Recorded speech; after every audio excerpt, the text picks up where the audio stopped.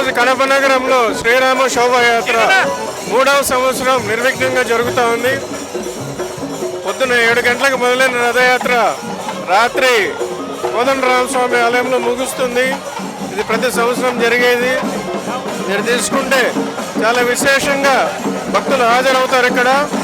అలాగే కొన్ని వేల మంది రోడ్లలో నిరీక్షిస్తూ ఈ శోభాయాత్రను విజయవంతం చేసేదానికి రెడీగా ఉన్నారు. దారంబడి భక్తులకు ఎటువంటి ఇబ్బంది కలగకుండా భోజన సదుపాయాలన్నీ ఏర్పాటు చేయడం జరిగినది. అలాగే తీర్థ ప్రసాద వినియోగం కూడా జరుగుతూ ఉంది.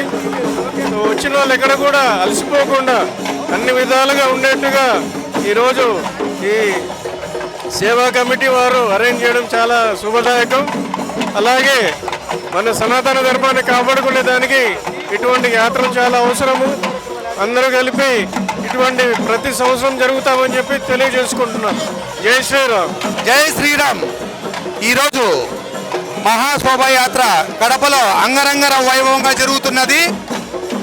హిందూ బంధువులందరూ ఈ శోభాయాత్రలో ఎంతో సంతోషంగా పాల్గొంటున్నారు.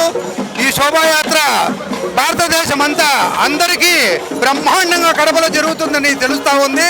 కాబట్టి రాబోయే రోజుల్లో కూడా ప్రతి సంవత్సరం ఈ శోభాయాత్రను హిందూ బంధువులు అందరము ఒకే శక్తితో అందరము పాల్గొని విజయవంతం చేస్తామని చెప్పి కోరుకుంటున్నాము.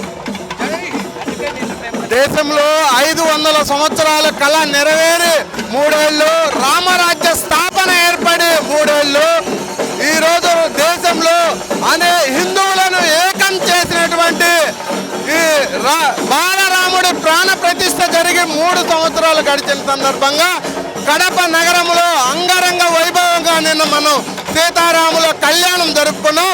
అలాగే ఈరోజు ఈ శ్రీరాముని మహాశోభయాత్ర 3వ సంవత్సరం కూడా అంగరంగ వైభవంగా విజయవంతంగా జరుపుకోవడం చాలా సంతోషకరం. ఈ దేశంలో ఒకటే ధర్మం ఉందని నిరూపించేందుకు శ్రీరాముడి ప్రాణ ప్రతిష్ఠ జరిగి 3 ఏళ్ల సందర్భంగా దేశంలో రామరాజ్య పాలన జరుగుతుందని ఈ సందర్భంగా తెలియజేస్తున్నాం. జై శ్రీరామ్. హిందూ బంధువులందరికీ ఐక్యతకు మారుపేరుగా ఈరోజు కడప పట్టణంలో అంగరంగ వైభవంగా శ్రీరామ పాదయాత్ర జరుగుతూ ఉంది. హిందువులందరూ విరివిగా పాల్గొన్నారు. 3వసారి ముచ్చటగా ఈ కార్యక్రమం జరుగుతూ ఉంది. మరొకసారి మున్ముందు ఇలాంటి కార్యక్రమాలు జరగాలని చెప్పేసి ఆశిస్తున్నాం. అయోధ్యలో రామ విగ్రహం ప్రతిష్ఠించి 3 ఏళ్లు పూర్తవుతున్న సందర్భంగా ఈ ఉత్సవాన్ని కడపలో ఘనంగా నిర్వహిస్తున్నామని కడపకి సంబంధించిన నేతలు స్పష్టం చేస్తున్నారు.